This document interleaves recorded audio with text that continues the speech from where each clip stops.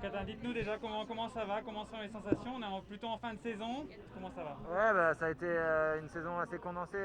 Enfin, pour moi, c'est la fin de saison, mais ça a été assez condensé depuis le Tour de France. J'ai pas vraiment eu le temps de débrancher, donc il y a quand même un petit peu de fatigue. Après, la motivation est toujours présente, donc voilà, l'équipe est quand même sur une bonne dynamique avec le Tour de France qu'on a fait. Donc, enfin, pour ma part, j'ai envie qu'on finisse sur une bonne note. Donc, voilà, et la motivation est toujours présente.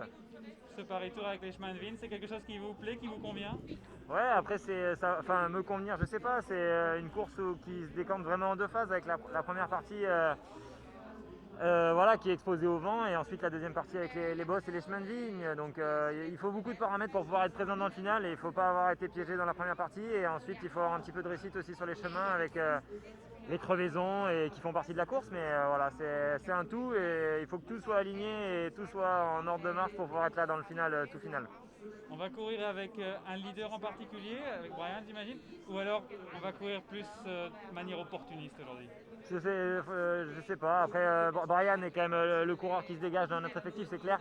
Après, voilà, on sait très bien que si jamais Brian crève dans le premier secteur, on devra se rabattre et courir de façon différente. Donc, il faut se fermer aucun schéma de course, et quand même être opportuniste et, de manière générale. Et c'est comme ça que la course, elle sourit souvent dans ce final de Paris Tour, le nouveau final. Merci beaucoup, Quentin. Bonne course!